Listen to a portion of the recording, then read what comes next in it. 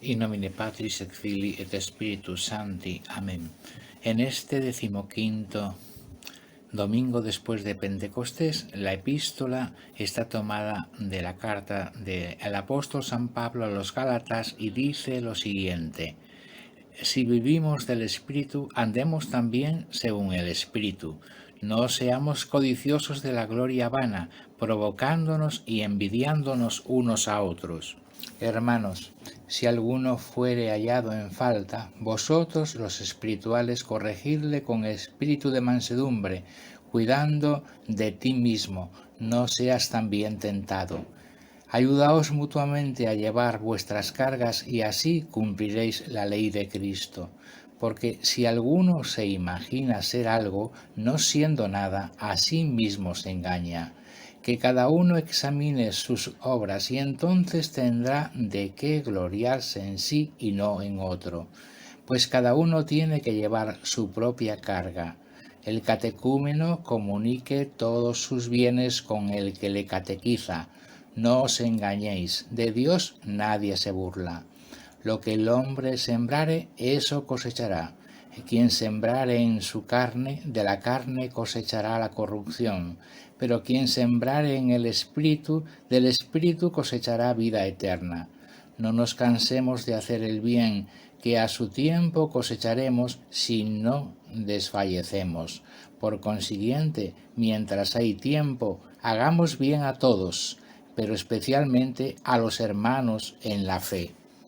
El Evangelio está tomado de San Lucas y dice: aconteció tiempo después que iba a una ciudad llamada Naín, e iban con él sus discípulos y una gran muchedumbre. Cuando se acercaban a las puertas de la ciudad, vieron que llevaban un muerto, hijo único de su madre viuda, y una muchedumbre bastante numerosa de la ciudad le acompañaba. Viéndola el Señor, se compadeció de ella y le dijo: no llores. Y acercándose, tocó el féretro.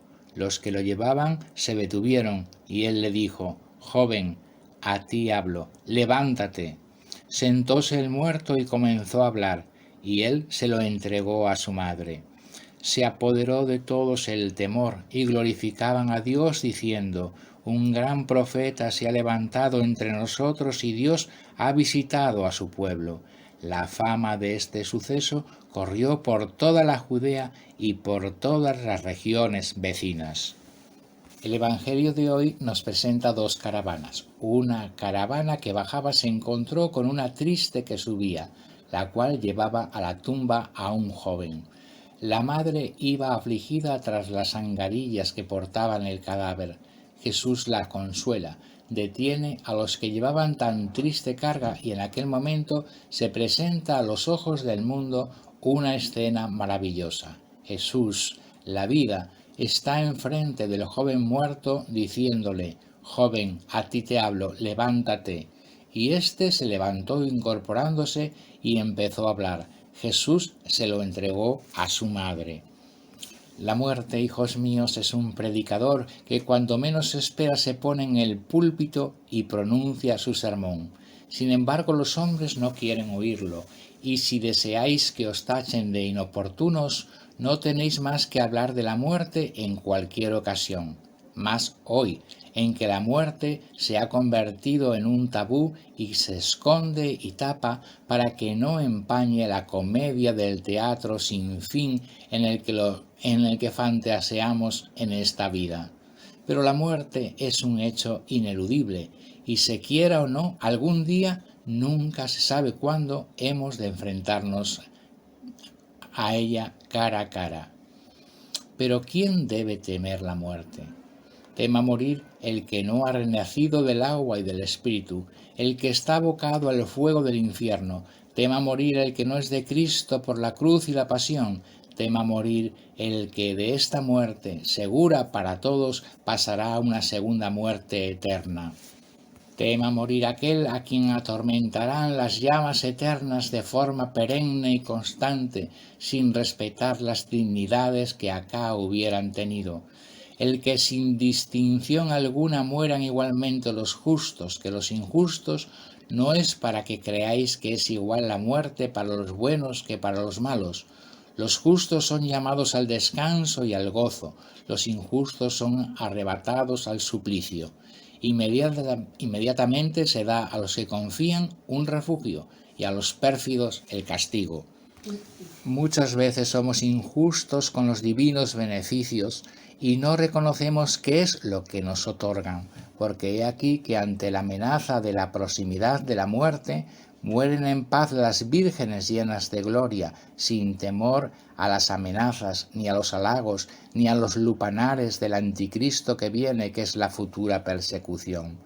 Los niños y jóvenes que mueren evaden el peligro a que está expuesta su edad y llegan con facilidad al premio que otorga Dios por la virtud de la continencia e inocencia.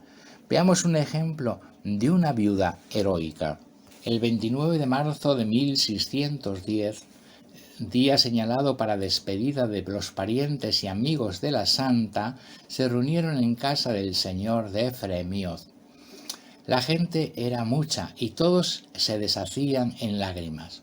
Solo la señora de Chantal conservaba una serenidad aparente, pero sus ojos se llenaban de lágrimas y manifestaban la violencia que se hacía para contener el llanto.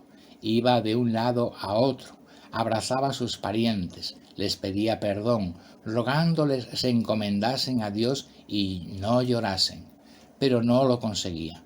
Y ella misma se enterneció mucho cuando, al acercarse a sus hijos, Celso Benigno se colgó de su cuello y trató de disuadirla de su intento de consagrarse a Dios, llenándola de caricias.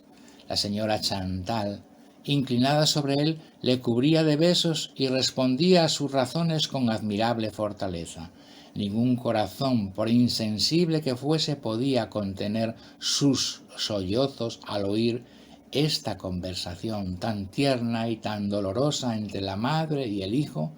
Viendo la señora Chantal que la ternura agotaba sus fuerzas, se desprendió de su hijo y quiso pasar adelante. Pero Celso Benigno, desesperado por no poder detener a su madre, se echó en el suelo delante de la puerta y le dijo: «Madre mía, si no puedo deteneros, por lo menos tendréis que pasar sobre el cuerpo de vuestro hijo».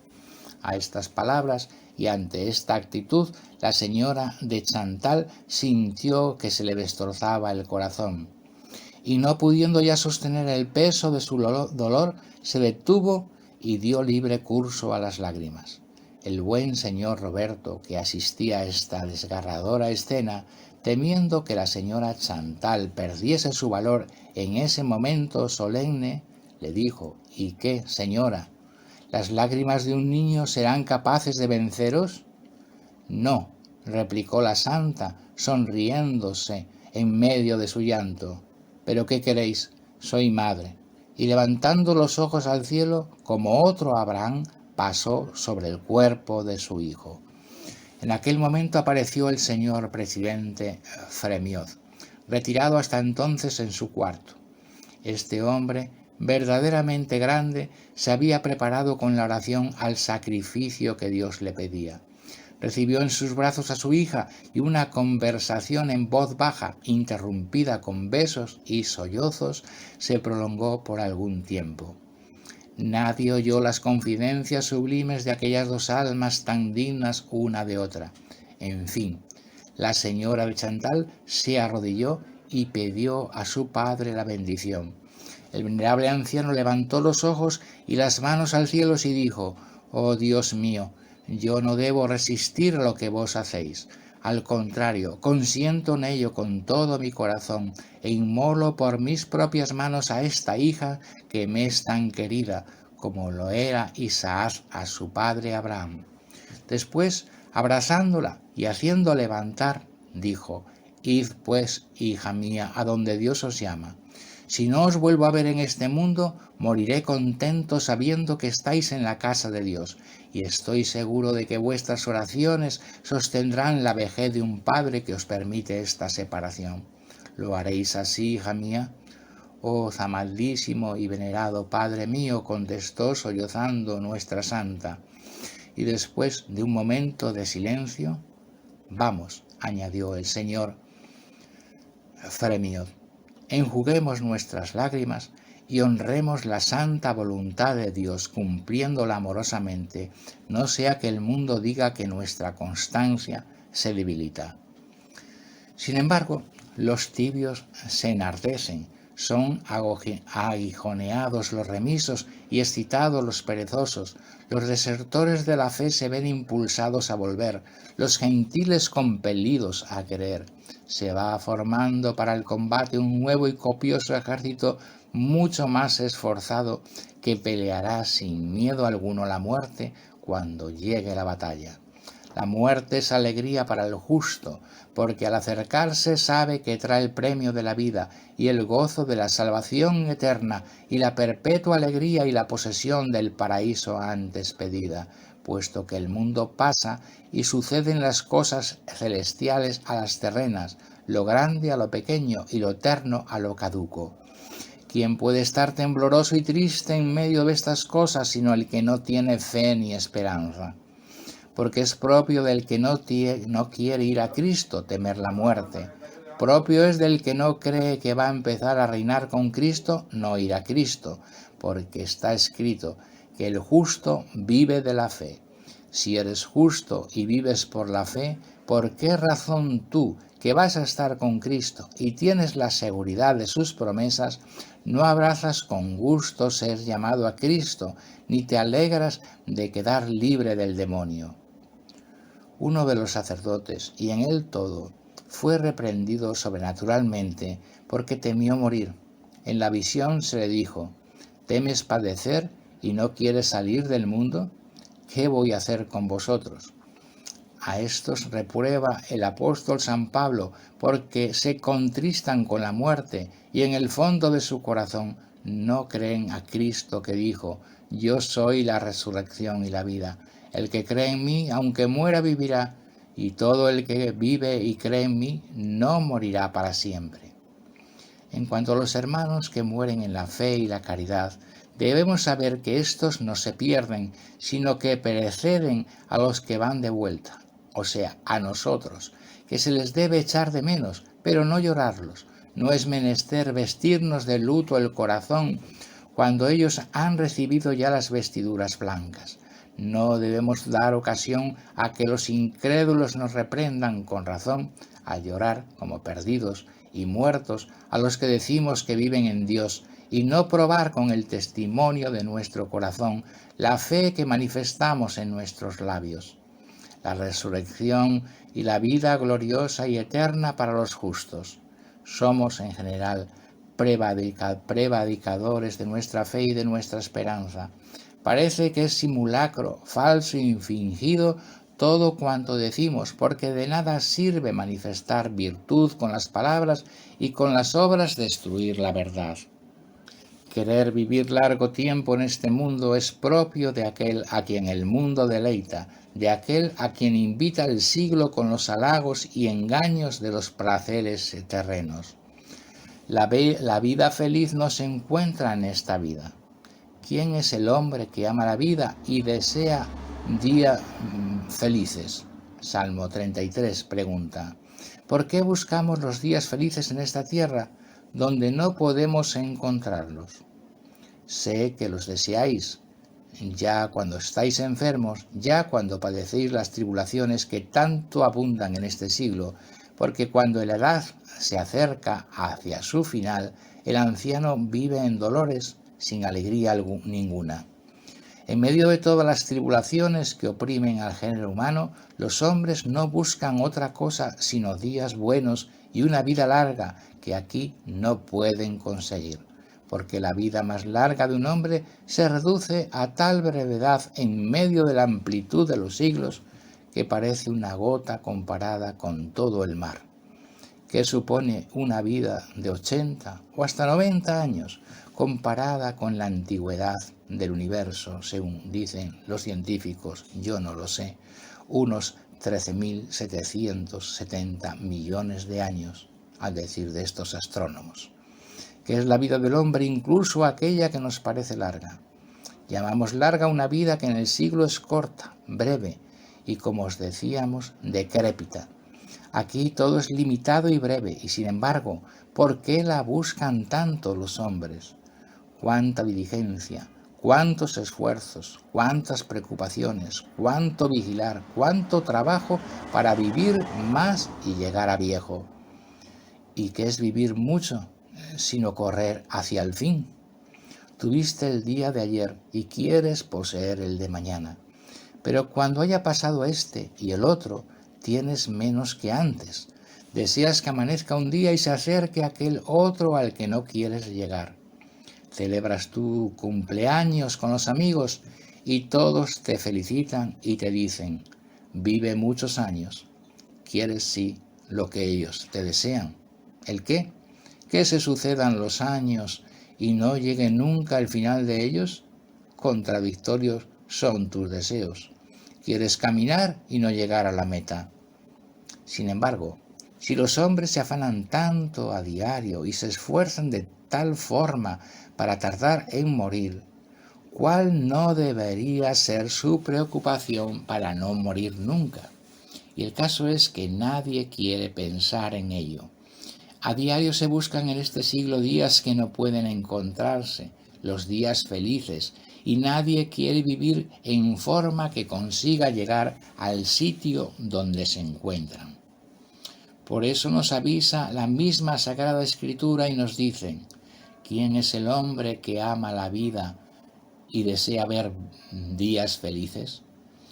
Todos habéis contestado en vuestro corazón, yo.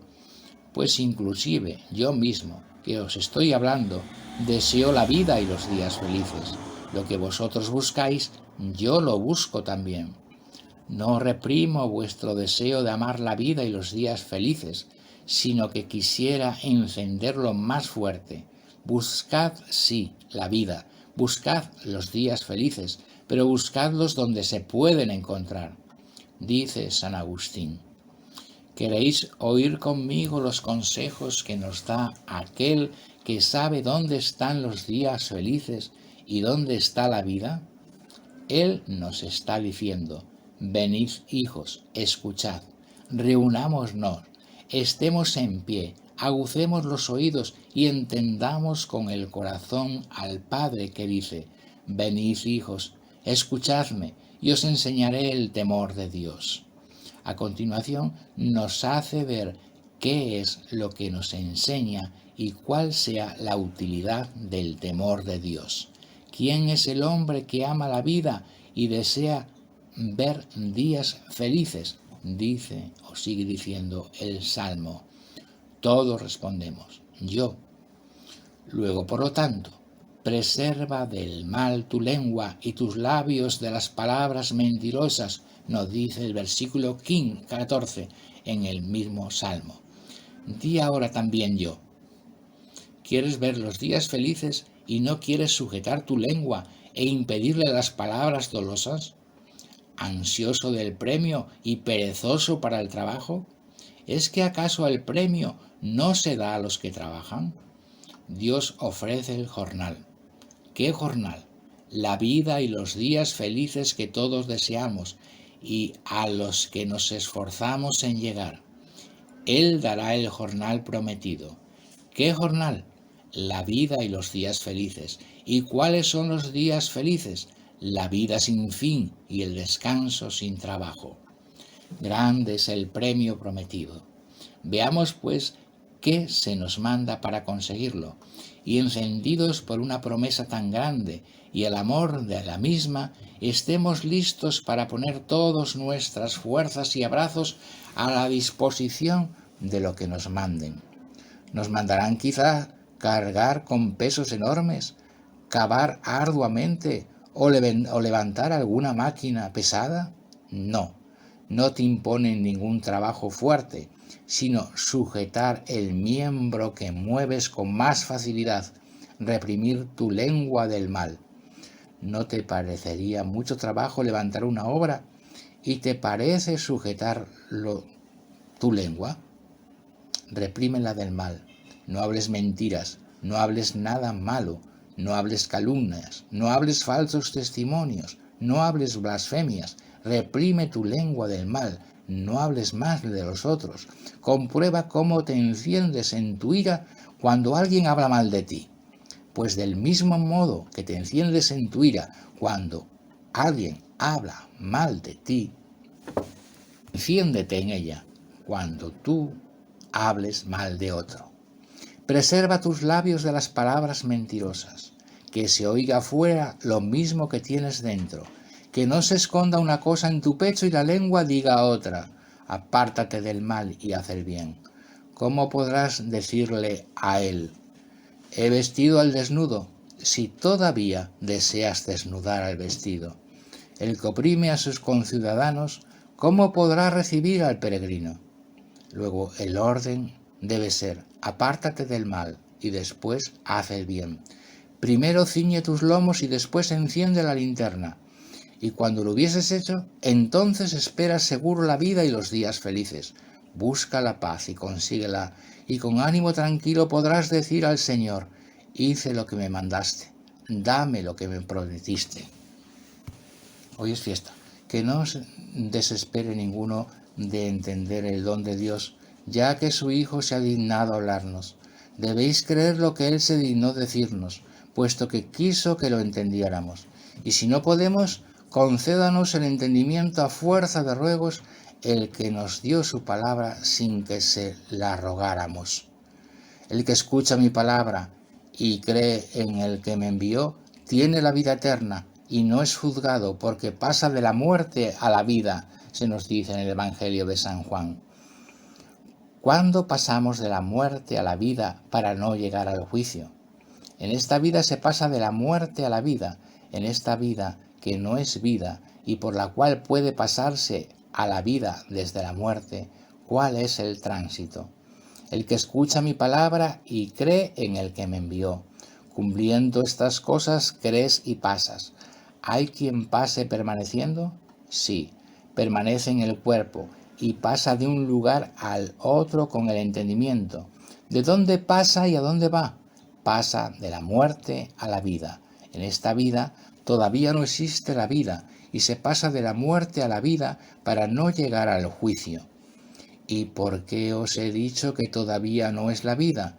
Si esta vida lo fuese, no hubiera dicho el Señor a uno: si quieres venir a la vida, cumple los mandamientos. Fijaos que no le dice: si quieres venir a la vida eterna, no añade eterna, sino que se limita a decir la vida. Luego, esto no merece ni siquiera llamarse vida, porque no es vida verdadera. ¿Cuál es la verdadera vida sino la que es eterna?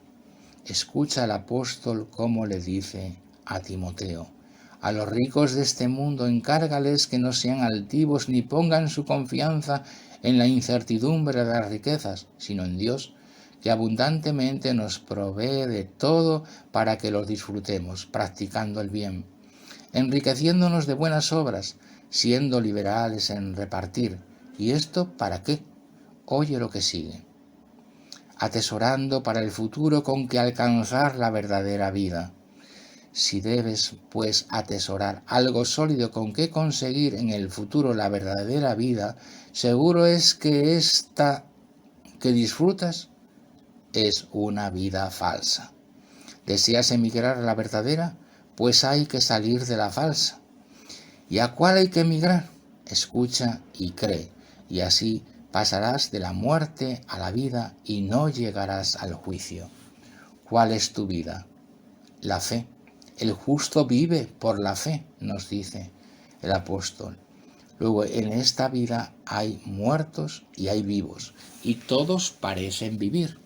¿Quiénes son los vivos? Los que creyeron. ¿Qué dice el apóstol a los muertos? Levántate tú que duermes y resucita de los muertos, y te iluminará Cristo. Cuando al creer te haya iluminado Cristo, pasas de la muerte a la vida, permanece en el lugar a donde has ido y no llegarás al juicio. Y para que nadie entienda que sus palabras de pasar de la muerte a la vida se refieren a la resurrección futura, y para demostrar cómo pasa a ella el que cree, y que ir de la muerte a la vida consiste en pasar de la infidelidad a la fe, de la injusticia a la justicia, de la soberbia a la humildad, del odio a la caridad, dice también: en verdad os digo que viene la hora, y ya es. ¿No es cosa evidente? Cuando trata de esta resurrección, nos dice que ha llegado ya. Cuando habla del juicio, nos dice que no sabe cuándo. ¿Qué quiere decir, hermanos? En medio de esta muchedumbre que me escucha, ¿no habrá algún muerto? Los que creen y obran según la fe viven y no lo están. Pero los que no creen o creen como los demonios, temblando, viven mal. Los que confiesan al Hijo de Dios, pero no tienen caridad, esos en realidad son muertos, y sin embargo, ha llegado la hora. Ahora mismo, por lo tanto, el que vive, siga viviendo. El que murió, que viva. Oiga la voz del Hijo de Dios, el que yace muerto. Levántese y vuelva a vivir. Llega la hora, y es esta, en que los muertos oirán la voz del Hijo de Dios, y los que la escucharen vivirán. ¿De qué vivirán? De la vida. ¿De qué vida? De Cristo. ¿Y por dónde sabemos que la vida sea Cristo? Yo soy, dice, el camino, la verdad y la vida.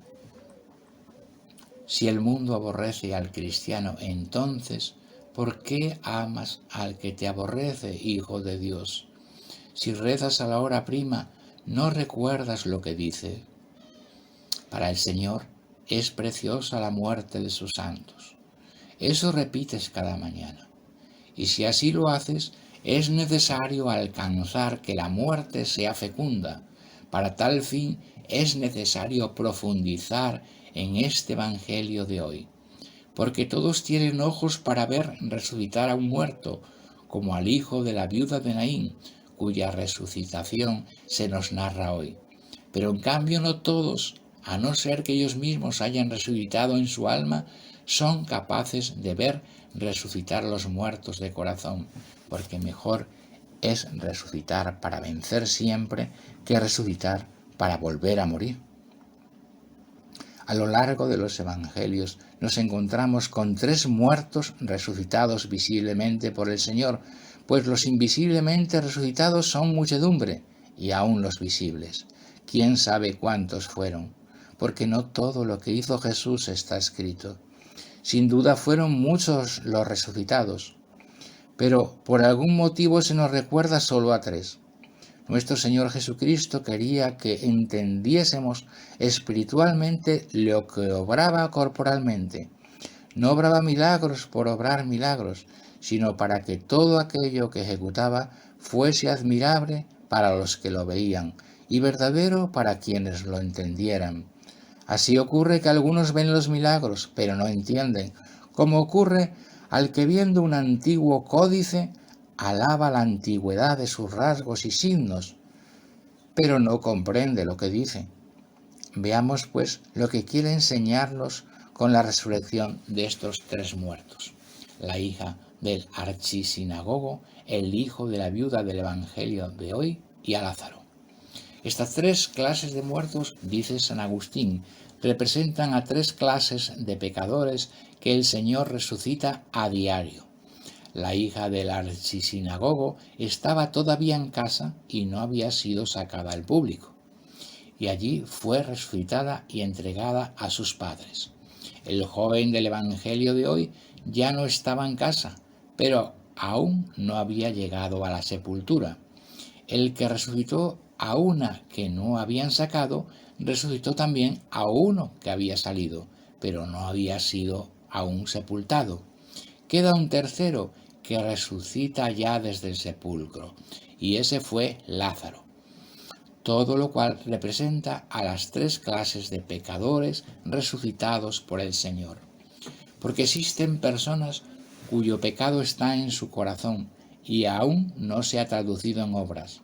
Uno, por ejemplo, es sacudido por un deseo, y aunque todavía no es corporal el pecado, ya ha consentido en su corazón, por lo que dice el Señor: El que mira a una mujer para desearla ya ha consentido en su corazón. El muerto está dentro, aún no ha salido fuera, y al oír la palabra de Cristo, levántate, aquel consentimiento inicuo es condenado y se respira otra vez la salvación. Otros, después del consentimiento, han llegado a las obras, como sacando afuera un muerto, para que lo que estaba en secreto aparezca en público. ¿Habrá que desesperar de estos que han llegado a las obras? No, porque también se le dijo al joven, levántate, y también fue devuelto a su madre, porque el que ha ejecutado el mal es avisado por la palabra de la verdad, se conmueve y se levanta a la voz de Cristo, recibe otra vez la vida y puede salir para no perecer eternamente. Pero hay otros muertos que a fuerza de pecar contraen una costumbre que ya no les permite advertir siquiera lo que es malo, y se convierten en abogados de su propia maldad. Si se les amonesta, se llenan de ira, como aquellos de Sodoma que les reprendía por su enorme pecado y respondían, has venido a vivir aquí, no a imponer leyes. Tal era el arraigo de su costumbre torpe, que la maldad les parecía santidad, y creían más digno de reprensión al que prohibía la iniquidad que al que lo hacía. De este tipo de muertos estamos rodeados los pocos cristianos en el presente. Están ya atrapados por costumbres malignas, es decir, están ya como enterrados, como Lázaro, de quien se dijo que ya olía. Aquella losa del sepulcro es como la dura fuerza de la costumbre que oprime al alma y no le permite levantarse ni respirar. A esta costumbre inicua llega el alma por medio de 4 grados. El primero es como un palpitar del corazón. El segundo es el consentimiento. El tercero es la obra y el cuarto la costumbre. Porque hay quienes arrojan tan pronto los pensamientos ilícitos que se les ofrecen que no se deleitan. Pero hay quienes se deleitan y no consienten, en cuyo caso la muerte no es perfecta. Mas si se une el consentimiento a la delectación, ya llega la muerte y la condena. Y después del consentimiento se pasa a las obras, y las obras se convierten en costumbre, y entonces llega a un caso desesperado que merece decir, lleva 4 días y ya huele. Pero llega el Señor, al cual le es fácil todo, aunque en este caso se ha de ver cierta dificultad, porque gime en su espíritu y nos muestra que hace falta un gran clamor y reprensión para aquellos que se endurecen con la costumbre. Sin embargo, ante la voz de Dios que grita, se rompen las ataduras de la necesidad. Tembló el dominio del infierno y Lázaro fue devuelto vivo. También el Señor llora la mala costumbre de los muertos que ya huelen. Y ved que Lázaro se levanta vivo del sepulcro, pero no puede andar. Y el Señor tuvo que decirle a sus discípulos, desatadle para que camine, porque hay algo que pertenece a la omnipotencia de Dios que resucita. Pero también encomienda a la Iglesia que sea desatado el vínculo de su reato y pueda andar. Lo que desatéis en la tierra será desatado en los cielos. Este es el ejemplo que hoy en el Evangelio leemos de cómo se le entrega a la viuda. Veamos un ejemplo real de esto. En el ambiente de Florencia, el hijo de la señora Monna disipa su salud, su vida, y roba a su madre para continuar una vida disipada. Un caso muy común hoy. La oración y advertencias de la madre son tan constantes como inútiles. Al fin, la señora Monna, peregrina, se cansó de llorar en silencio. Una mañana, al entrar en casa el muchacho, hubo una escena violenta. Lágrimas, ruegos, advertencias por parte de la madre, desprecios, injurias, sarcasmos por parte del hijo. El joven salió de casa despechado e iracundo. Caminó al azar, agitado por impulsos contradictorios. Sin darse cuenta, se halló en la iglesia de los carmelitas, a donde solía ir su madre con frecuencia. Su frente ardía, su corazón latía fuertemente, se sentía solo en la vida y por primera vez empezaba a comprender que necesitaba algo que no podía encontrar en aquella existencia rota y disipada. El sentimiento de abandono le hizo doblar las rodillas ante la Virgen. No tardó en sentir la vergüenza de su conducta. Los ojos suplicantes y llorosos de su madre le taladraban el alma. El llanto empezó a cuajar los suyos y de su boca, manchada tantas veces por los versos amorosos y las interjecciones de tahúres y blasfemias, brotaban ahora hasta los más puros anhelos de la oración. Pasó 1 hora, 2. El campanillero conventual tocó a misa, a la reflexión cotidiana, más tarde a las vísperas. Los frailes andaban por la capilla rezando, limpiando y encendiendo lámparas. Uno de ellos, maravillado por la devoción del joven, se acercó a él preguntándole qué le pasaba. Quisiera hablar con el superior, respondió el hijo, Andrés, con firme acento, y poco después, guiado por el religioso, atravesaba un estrecho corredor y entraba en la celda del prior. Vengo a pediros el hábito, dijo cayendo de rodillas. Oigamos todo esto, pues, para que los que viven continúen en la vida y los que han muerto resuciten. Si el pecado ha nacido ya en el corazón, pero no se ha traducido en obras, arrepentíos, corregid vuestros pensamientos, resucitad al muerto dentro de la casa de la conciencia. Si ya habéis consentido, no desesperéis. El muerto no ha resucitado dentro, pero debe levantarse fuera. Arrepentíos de vuestras obras y resucitad inmediatamente. No caminéis hacia la profunda sepultura. No permitáis recibir encima la enorme losa de la costumbre que huele ya desde hace 4 días. Pero no se desespere. El muerto está hondo, pero Cristo está muy alto. Él sabe romper con su voz los pesos terrenos. Él sabe vivificar lo más íntimo y entregarlo a los discípulos para que lo desaten y hagan también penitencias. Luego, los que viven continúen en la vida y los que hayan muerto en cualquiera de aquellas 3 clases de muerte que se encuentren, trabajen para resucitar rápido, deprisa. Que la Virgen María ruegue por nosotros para conservarnos en la vida y para que seamos resucitados por Cristo si por desgracia morimos. In nomine Patris et Filii et Spiritus Sancti.